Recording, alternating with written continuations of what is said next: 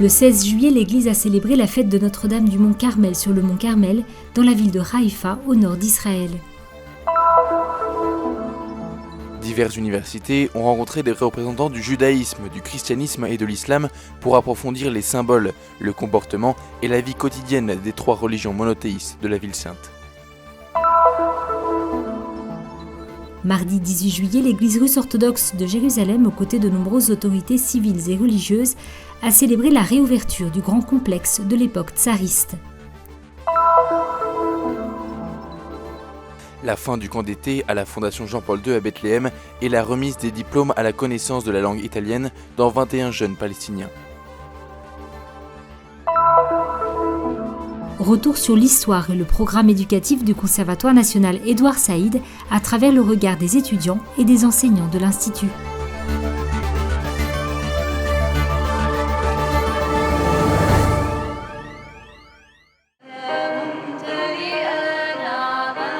Haïfa est la troisième plus grande ville d'Israël de par sa grandeur. Située sur les rives de la Méditerranée, elle est d'une rare beauté. L'église est située sur le flanc du mont Carmel. Elle abrite un lieu sacré mentionné dans les Écritures saintes, en particulier dans les épisodes liés au prophète Élie. La configuration de l'église est une représentation symbolique de la Vierge qui, portant Jésus en son sein, apporte vie et fertilité au monde. Qui si è rivelato nel segno della nube, rivelato quella che sarebbe la madre. C'est ici que fut révélé dans le signe de la nuée qui serait la mère du Seigneur, la mère de Dieu. Ainsi, cet endroit est véritablement le premier sanctuaire de Notre-Dame de l'histoire. Le mystère de la Vierge fut révélé 8 siècles avant sa naissance à l'époque du prophète Élie, à travers cette nuée sortie de la mer que nous avons ici devant nous. Après cela, vint la pluie, symbole, elle, de Jésus-Christ. Pioggia e la pioggia sarebbe Gesù Cristo. Dans la tradition du Carmel, le mont Carmel est la montagne du choix, de l'adhésion à la volonté de Dieu. C'est aussi par excellence le mont de la Vierge. È per eccellenza il monte anche della Madonna. Beaucoup plus tard, en 1251, la Vierge Marie est apparue à Saint Simon Stock, le père général de l'ordre du Carmel, dans une période difficile. E allora lui si è messo in ginocchio davanti alla Madonna e ha detto io vorrei. Il se mit alors à genoux devant la Vierge Marie et lui demanda un signe montrant que lui et l'ordre bénéficiaient de sa protection. Puis la Vierge Marie lui remit, en signe de protection, un scapulaire et a ajouté « Qui meurt avec ce vêtement sera sauvé du feu éternel ». E le ha detto che questo è il segno della sua protezione. E poi ha cresciuto anche altre cose, ha detto che chi muore con questo abito non andrà al fuoco eterno. Le mont Carmel est ainsi au cœur de la fête de la Vierge du Carmel, qui a été célébrée par une messe dans le monastère de Stella Maris, au-dessus de la grotte du prophète Élie. La célébration fut présidée par le curé de Nazareth, le père Amjad Sabara. Dans son homélie, le prêtre a attiré l'attention sur la figure d'Élie, qui avait foi en Dieu en dépit des difficultés, et sur le fait que face aux difficultés de la vie, nous ne devrions, quant à nous, ne pas avoir peur, parce que Jésus nous a donné Marie comme mère.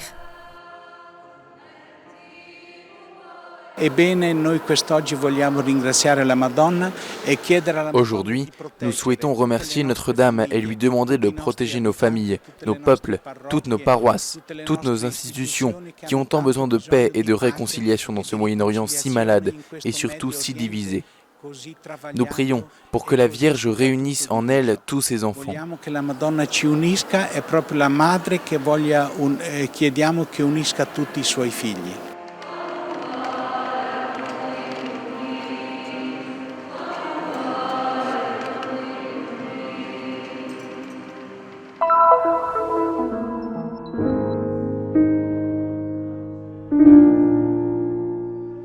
Les différents peuples constituent une seule communauté. C'est ainsi qu'ils ont une seule origine, puisque Dieu a fait vivre toute la race humaine sur la face de la terre. Ils ont aussi une seule fin ultime, Dieu, dont la providence, dont l'œuvre de bonté et les desseins de salut s'étendent à tous, jusqu'à ce que ses élus soient réunis dans la ville sainte. Cette citation de Paul VI remonte à 1965, année de la déclaration Nostra Aetate. Elle résonne encore, en particulier dans des villes comme Jérusalem, où vivent juifs, chrétiens et musulmans.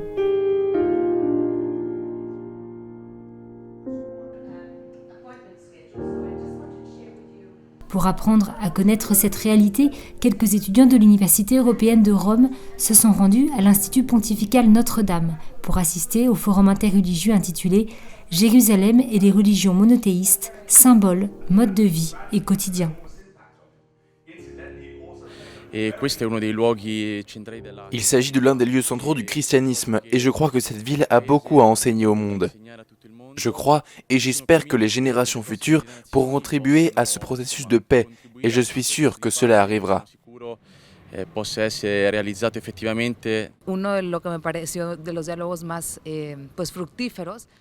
L'une des expériences les plus réussies que j'ai entendues était celle d'une personne qui travaille dans le domaine du dialogue religieux, non pas d'une manière théorique ou théologique, mais pratique.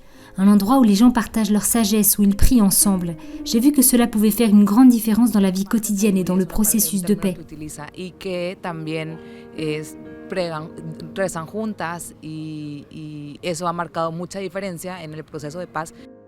Le père Imon a ouvert le forum en déclarant que promouvoir la culture de la rencontre n'était pas simple, mais que des petites initiatives pouvaient faire la différence. Le rabbin David Rosen, engagé dans la promotion du dialogue interreligieux depuis le pontificat de Jean-Paul II, a souligné l'évolution du dialogue entre chrétiens et juifs, considérés aujourd'hui par l'Église comme nos frères aînés dans la foi. Idéalement, ce serait la situation parfaite, parce que les différentes traditions de la ville ont leur propre beauté unique. Ce lieu devrait être un lieu merveilleux d'union et d'harmonie entre les différentes traditions religieuses. Les religions, cependant, ne se fondent pas sur l'abstrait, elles se fondent sur une identité. Hala Bouokari vit dans la vieille ville de Jérusalem. Musulmane, elle nous partage sa façon de vivre ensemble avec des personnes d'autres religions. Moi et ma famille, nous n'avons pas de difficulté pour entrer en relation avec les autres. Certains enseignants de mon école sont chrétiens et nous sommes liés par une profonde amitié. Nous nous retrouvons, nous avons des contacts avec des chrétiens étrangers. Au cours du mois de Ramadan, nous recevons la visite de quelques sœurs et à mon tour, je leur rends visite au moment de Noël. Nous avons aussi des amis juifs, mais bien sûr, la situation politique est difficile à Jérusalem. Il y a quelques jours, le pape François a déclaré que nous devions valoriser la diversité des cultures, non par désir d'uniformité, mais pour trouver une harmonie dans ce monde qui craint l'autre et qui construit des murs, et qu'il est donc infiniment nécessaire de promouvoir la rencontre. Ce n'est pas une harmonie parfaite. Ici, nous ne réalisons pas la Pietà de Michel-Ange, mais nous voyons l'harmonie qui se produit dans la vie de tous les jours, dans les difficultés de la famille, ce qui n'est pas parfait, mais ce par quoi nous grandissons et nous progressons ensemble. Une harmonie qui si fa, si migliora, si cresce insieme.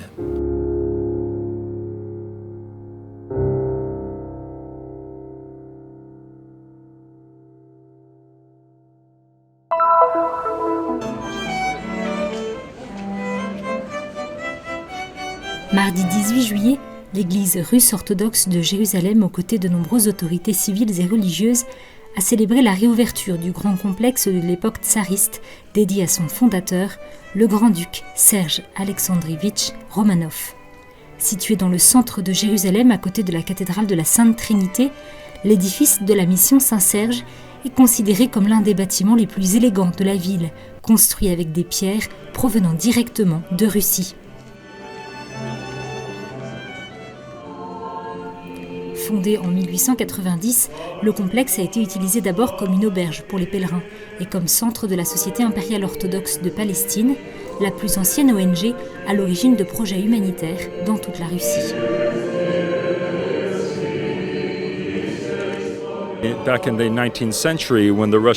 Au XIXe siècle, au début de la mission ecclésiastique, des milliers de pèlerins russes venaient ici chaque année, surtout pendant les cérémonies de Pâques. Pour des dizaines de milliers d'entre eux, se posait le problème du logement, et ils n'avaient personne pour les accueillir. À l'époque, le gouvernement russe réussit à parvenir à un accord afin de construire des auberges, des monastères, ainsi que différentes écoles pour le peuple palestinien. Hospices, monasteries, and also we built many schools for the Palestinian people. Les choses ont changé après la révolution bolchevique de 1917, dont la politique était d'effacer toute trace de l'ancien gouvernement tsariste.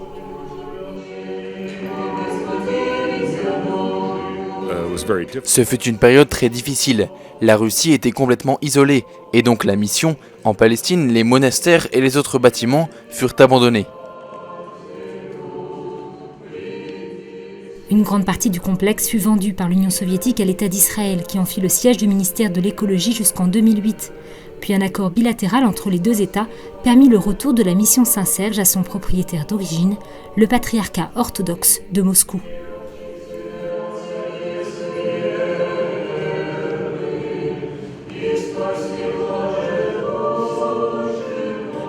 Maintenant, après de nombreuses années et après avoir terminé plusieurs travaux de rénovation et de restauration, nous avons finalement rouvert ces espaces et nous espérons vraiment qu'ils pourront servir les mêmes objectifs que ceux qu'ils avaient à l'origine. Un petit coin de paradis ouvert à tous ceux qui viennent en pèlerinage à Jérusalem. La Société impériale orthodoxe de Palestine ainsi que les autorités de l'État russe espèrent en faire un centre culturel aussi bien que spirituel. Sur le site se lèveront un musée, une école de théologie et une grande bibliothèque. Malheureusement, c'est forger l'image d'une terre où l'on se fait continuellement la guerre. On se tire dessus, on se tue. Mais en vérité, c'est une terre magnifique et accueillante. Pour moi, il n'y a pas de différence que je me trouve à Jérusalem-Est, à Jérusalem-Ouest, en Palestine ou en Israël. Pour moi, tout ce pays est la Terre Sainte. Il ne m'est jamais arrivé d'être traité comme un étranger. Je souhaite que chaque Russe qui vienne ici puisse justement vivre une expérience de cette terre, une terre qui souffre, mais aussi pleine d'histoire, une terre si sainte.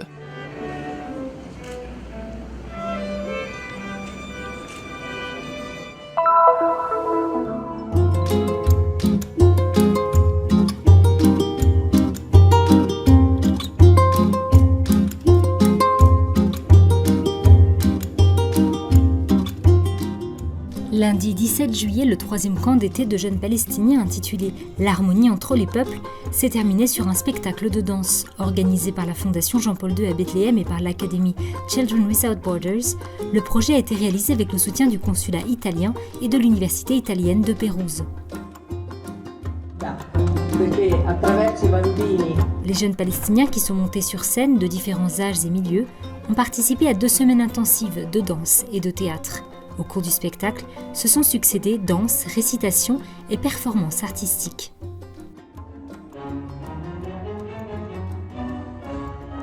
C'est la 3e édition du camp Harmonie entre les peuples. 16 personnes sont venues de Montecani de la Toscane pour former nos jeunes et leur permettre de réaliser ces belles performances sur scène. Ces jeunes ont un grand potentiel, mais ils ont besoin de quelqu'un pour prendre soin d'eux.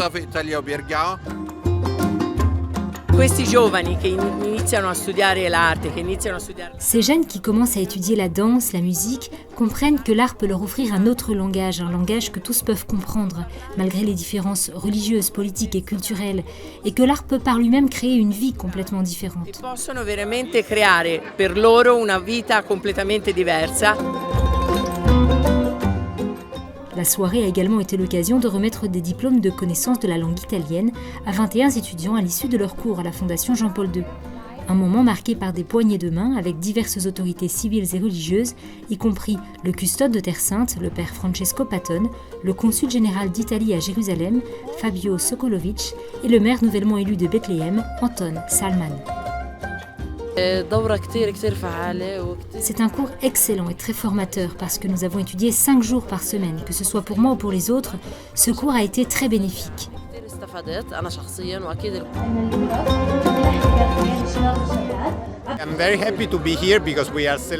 Je suis heureux d'être ici parce que nous célébrons également la collaboration continue entre l'Italie et la Palestine.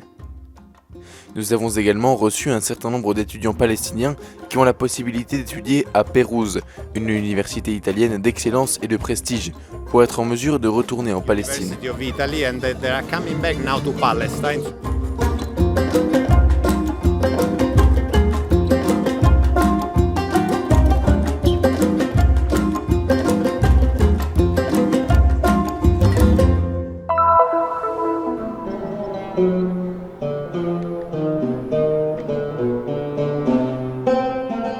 pape Benoît XVI a déclaré comment la musique est un langage spirituel et universel qui peut se transformer en prière.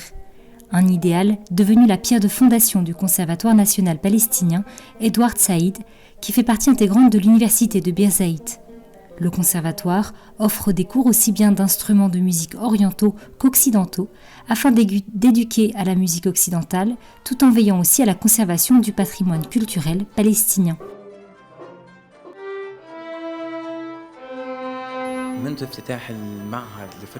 Depuis que l'Institut a ouvert son bureau à Jérusalem il y a environ 20 ans, nous avons toujours enseigné la musique aux enfants de 5 ans et plus. Nous avons un programme scolaire unique qui offre aux étudiants de Jérusalem l'occasion d'en apprendre davantage sur la musique et de développer leurs compétences en apprenant à jouer une variété d'instruments de musique, y compris des instruments orientaux comme l'oud, le kanoun, le tambour et la flûte, alors que les instruments occidentaux, le violoncelle, le violon, la contrebasse, le saxophone et la clarinette. Le conservatoire a actuellement plus d'1 millier d'étudiants inscrits dans ses 5 bureaux à Ramallah, Naplouse, Gaza, Bethléem et Jérusalem. Ils viennent d'horizons différents, mais tous nourrissent l'espoir de réaliser leurs rêves et de mener à bien leurs ambitions grâce à leur formation musicale. J'ai aimé cet instrument avant même d'entrer au conservatoire, j'ai adoré le violon. C'est une belle expérience, ça change votre vie. Je voudrais étudier la musicothérapie et aider dans ce domaine. وراح أساعد بهذا الشيء. إنه هي آلة كلاسيكية وأنا كتير بحب أسمعها. L'oud est un instrument classique que j'aime entendre et c'est facile à jouer selon moi. Le son est si doux et beau. Nous avons des professeurs qui enseignent l'oud, le naï, la flûte orientale et la mandoline. J'ai choisi l'oud et j'ai commencé à jouer et j'ai tellement aimé que j'ai continué. فأنا اخترت العود وبلشت فيه وكتير حبيته وكملت. Le conservatoire offre également l'occasion aux enseignants qui le peuvent de contribuer à l'éducation des jeunes et de continuer à transmettre telle ou telle tradition musicale.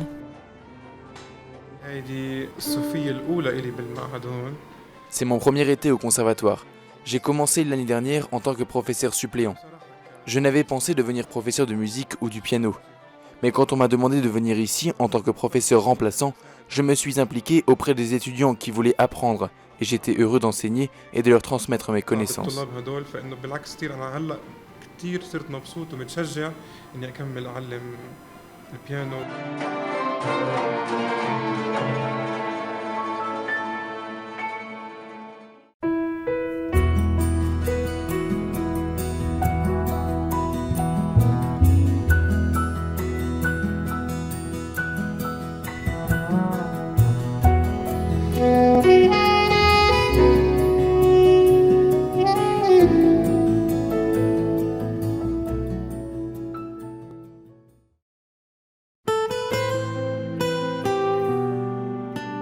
La mission du Christian Media Center est d'apporter au monde le message de la Terre Sainte, la terre du 5e évangile. Diffusion, reportages, nouvelles, documentaires, actualités de l'Église et de la vie quotidienne des chrétiens de Terre Sainte. Vous pouvez nous aider dans cette mission afin que soit connu et répandu le message de la Terre Sainte. Aidez-nous. Visitez notre site web